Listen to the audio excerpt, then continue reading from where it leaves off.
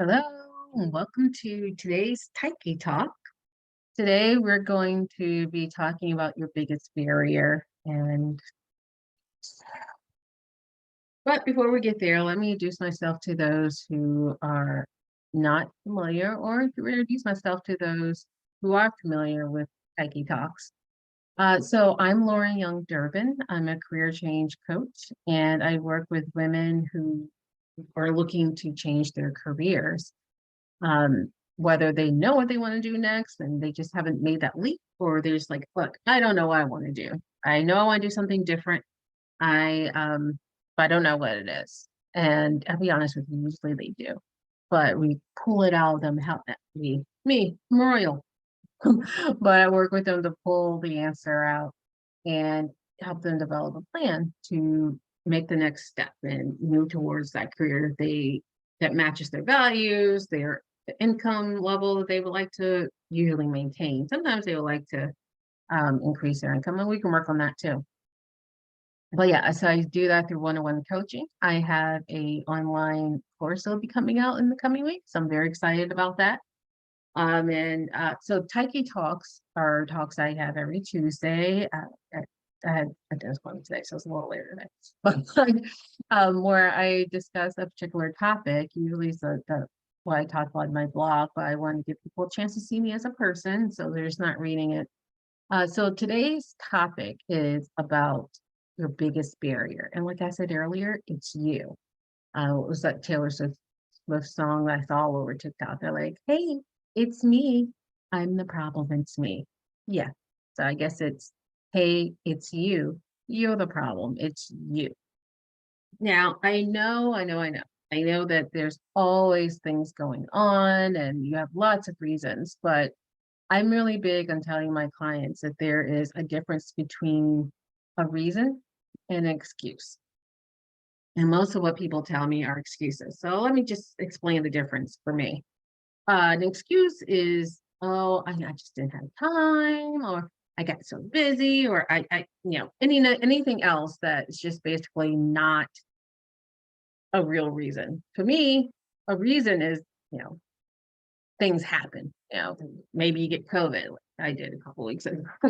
You get sick. You have a huge project at work. Things happen. To me, those are reasons. Excuses are things that don't change based on some major event that's temporarily disruptive. It's just something that you just kind of you know it's basically it happens. That's a reason. So the reason why I tell people, I found that most people, most of my clients I work with, that they really are the biggest barrier to their success. And that's because these are smart, ambitious, accomplished women who can pretty much do anything they want. They've gone really far in their career. They're doing the best to hold down at home and everywhere else with their social life. And sometimes they aren't successful, but whatever. Sometimes you have to drop some balls. But usually when we're talking about changing their careers, I hear a lot of excuses like, oh, I just don't have time. So we're going to go over some of the major reasons that people give me, or I'm sorry, major excuses that people give me for not being able to fit career change into their schedule. First one is, I don't have time, that I mentioned just before. You do have time. You have the same amount of time now as you did yesterday, as you hopefully have tomorrow. The thing is, you have to choose your priorities. And I actually wrote a blog that you can refer to. It's called Who Has Time for Career Change? You Do, where I give you some things that you can do when you're short on time, 5 minutes, 10 minutes, 15 minutes, that kind of thing. So you do have time. You just have to make your career change a priority. If you decide that your career change isn't a top priority right now, that's fine. Just take it off your plate. Don't feel guilty about it. Don't sit there and like, oh, yeah, I know I should be changing careers, but I have these other things to do. Just decide if it's a big priority or is the major one of your top priorities. And there's that saying, um, if something is a priority, you'll find a reason. If it's not, you'll find an excuse. So I guess it's you'll find a reason to do it. If it's not a top priority, you have an excuse to not do it. You'll find excuses not to do it. But you can fit things into a tight schedule. I did an earlier a Taiki talk about it. I wrote a blog post about it. You can go to taiki.com or taikicoaching.com to find that post, that blog post. But for instance, if you only have 5 minutes, there's different things you can do. You can just email friends saying, hey, just checking in, say how you're doing, or former colleagues, or even just colleagues, just to get touch base, build that network. And it doesn't have to be directly related to the job. You just want to start working on those relationships.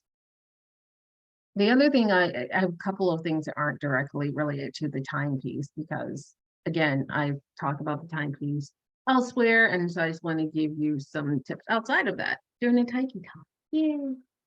So again, we talked about making career change a priority. So thing you have to do is really recognize and follow your priorities. Be honest with yourself. Don't just put tons of things that are priorities. They just aren't. I'll be honest, for a while, physical fitness was not a big priority of mine. There's a lot of other stuff going on. So I did the bare minimum with it because it wasn't a priority. And I just had to give myself grace and just say, all right, whatever, I'll let it go. So make a list of your top 3 priorities and really try to do something with each of those every day. It doesn't have to be something big. It's just like building momentum. And I guess you have to know what your top priorities are first, but once you recognize them, stick to it. And when you take on something else, um, make sure it's in line with what your top priorities are, unless there's a very good reason for it not to be. On those lines, learn to say no, learn how to say no. Know that no is a complete sentence. Sometimes, depending on who's asking, you may have to be diplomatic. There are times when maybe you have to do it. Well, a lot of times we take on tasks and things and projects that we don't really necessarily have to take on. And that prevents us from focusing on our priorities because we're so busy working on everyone else's priorities. We don't really focus on what we need to do for ourselves. Another thing you can do is just to kind of take a break, give yourself some grace, because you can't do everything. They're saying like women can do anything, but they can't do everything. And that's so true. So just when you need to, actually before you need to, take a break. Don't get bogged down and like, oh, I can't do anything, because that's going to make you tired. And even for your top priorities, you aren't going to be showing up as your best self. Also, seek support. Ask people for help. Ask for advice. Like, hey, that you're killing it in this area. How did you do that? You got any tips for me? So that's another thing you can do. And another thing you can do is delegate. So just if there's something that you don't have to do and it's not an absolute top priority, it's not going to advance your priorities, see if you can delegate those things. I am fortunate enough to have a virtual assistant. Hey, Dana. Because there are things that I'm not great at, but she's fantastic at, and it's made me so much more productive, and it allowed me to focus on the things that I'm very good at in my business, such as coaching. So those are some of the things that you can do. If for you, your excuse is, I don't have time. You do. You just have to prioritize and figure out how to make your top priority something that you make a priority in your time. Another thing I see from these amazing women, amazing. So I don't know. I don't know enough about that. Here's the thing. You got to where you are because you gained knowledge. You weren't born knowing how to do accounting or teaching or consulting. You just weren't born. You had to learn that. So it's the same thing with career change. You have to figure out and develop a plan on how to make that change. When you develop the plan, you also have to figure out, well, like once you figure out what you want to do, you can learn the stuff. You're like, okay, well, I want to be a professional juggler. I don't know where I came up with that. I haven't had a client who wants to be a professional juggler, but let's just say you do. You learn how to juggle. You look it up. You watch YouTube videos. You listen to podcasts. I'm assuming there's podcasts about professional jugglers. You join the Professional Jugglers Association. Making this up. I'm assuming these things exist, but you get my point. The point is you can learn anything, especially now. It's a plethora of, just checking to make sure I'm not missing comments. There's a plethora of information. It's almost like, a huge amount of water, fire hose coming at you. So you can learn anything. We weren't born doing what you're doing, whatever it is that you're doing now. So you can learn anything. Know that about yourself. And if you don't know something, someone else does. Like I said, you can listen to the podcast, you can ask people, which is often people love to be experts. They love talking about themselves. They love talking about what they do generally, show their expertise because who doesn't want to look smart? So if you know someone who's just killing it in whatever area that you're interested in changing into, whether it's career change, improving your physical fitness, your health, whatever, talk to people who've done it. Usually people are very happy to talk to you about it. Another thing, another one of the big excuses that I hear is that people like, I don't have the skills, I don't have the experience. This kind of falls under the last part about, oh, I don't know enough. Right. Okay. You may or may not have the skills or experience, but again, you didn't have the skills or experience to do, you weren't born having the skills and experience of what you're doing now. You had to learn it and you had to figure out what it is that you needed to do. So you can do that for this. Thing is, I talk about transferable skills a lot, and I think I've did Taiki talk about it. But there's transferable experiences too. If you did this one thing, you likely can do another. When I think I just can't do anything, I remember that I'm trying to get back to it, but I used to run multiple half marathons a year. And I always thought running was crazy. I'm like, why are you running if no one's chasing you or nothing like a bear or something chasing you? But I decided that I was going to take that on as a project and I was able to do it and I was able to run several half marathons. So now when I face something that I'm like, I can't do it.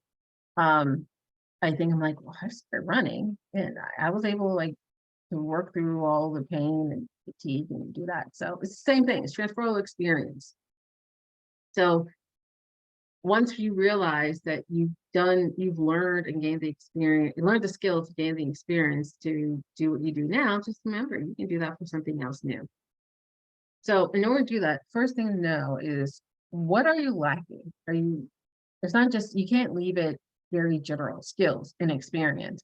What skills are you not that you currently don't possess or that you feel like you don't possess and you aren't strong enough in those things? Is it public speaking? Do you need to learn new software? That's fine. You can join Toastmasters if you want to be a better speaker. You can learn, I don't know, I think Coursera, I'm sure they have tons of software things. You can take a class at a community college or whatever. You can gain that information. You can gain that experience. You can also, like I just said, take courses and attend workshops. Watch videos. There are tons of things online to give you the skills. You may not get the experience from watching YouTube video, but you can gain the skills. You can read articles. So these are all things that allow you to gain some skills and experience. In addition, for the experience part, volunteer for things that are in the area of where you want to change careers. Go ahead and volunteer if you want to be a carpenter. Go ahead and volunteer for Habitat for Humanity. Even if it's a good idea to do it anyway. But when you volunteer for projects or to work with groups that you're in the field that you're interested in, not only do you feel great about yourself and giving back, but you also are gaining experience that you can put on your resume and your LinkedIn profile. So don't knock those experiences. Finally, what I want to tell people, and I find this true for almost all my clients, odds are you do have a lot of skills and your experience are both of those things are transferable. You just need to reevaluate, take another look at what you actually do. And most people don't give themselves enough credit for how well they do things. So that's one of the things I always tell people, like, okay, take a step back and take an objective look. If someone else was looking or have a friend or a career coach, such as myself, look at your resume, talk to you, look at your LinkedIn profile and pull out things like, wait a second, it says that you did this presentation or whatever. Where is that presentation? Is that on your LinkedIn profile? So other people can see that you have these skills and experience, because sometimes we forget the underlying skills that are needed to do other things. So let's say you're a really good writer, you also, in order to, you're writing for work, odds are you had to do research. And sometimes people are like, I'm not a great researcher, but you don't think about all the steps that it takes in order to um, do the end product. So that's the thing I would tell people. I'm like, wait a second, like take a step back. You've done a lot. Let's highlight these skills. One of the biggest one, and the last one I'm going to talk about subject, the last one I'm going to talk about today is pay, money, money, money. People are afraid they're going to have to take a pay cut, and I'm not going to lie to you. In some instances, you may, depending on how much you're making now, where you want to transfer into. So if you're an attorney at a big firm, a big law firm, you're going to make less if you decide to become a teacher. That is what it is. That's math. That's how math. But for most people, they don't necessarily have to take a pay cut, or if it is a significant one, it's not a significant one. Well, I always tell people this is like, figure out what you really need to make. I understand, like, we all have lifestyles we like to maintain. Um, One, figure out that you want to maintain your lifestyle, or there are things that you can kind of let go. We're in the process of cutting the cord. I don't save some money, but it's just kind of like, I guess it's kind of a lifestyle having cable. It's just something we're used to. But really take a look at your budget and figure out how much do you actually really need to be comfortable. If traveling is a priority for you, on what salary do you need to be able to put money away, go on your vacations and that kind of thing. So again, it goes back to priorities and figuring out what's a priority in your life. And when you figure out those like your financial priorities too, you can figure out exactly how much you need to make. Like my bottom line is I have to make $75,000, for instance. And so when you look for positions, if that position doesn't meet it, unless it's an incredible experience that you just can't pass up, I usually tell my clients, okay, um, let's look at other options. And maybe that if it's a fantastic opportunity, go ahead and take it. And then, maybe do side work or whatever, but it's the opportunity, that the experience that's more important. It may be that you pass on that right now and you continue to build your network, your skills, and your experience. So when another job comes up that fits what your bottom line is, you can go ahead and take it. And not only can you go ahead and take it, but you do so from a position of strength. So all this is to say, there is so much that you can do to move forward. And there are ways that you can work around what your excuses are. The biggest one, like I said, is time. Time. But like I gave you a couple of examples earlier in this Taiki talk. I some free resources that I'm providing. Um, I am available if you want to send me a direct message through LinkedIn if you have a question. Lauren Y. Durbin, Lauren Young Durbin. If you're seeing this, um, you already know it. You're already probably a friend or whatever. So you can reach me through LinkedIn, a message through LinkedIn.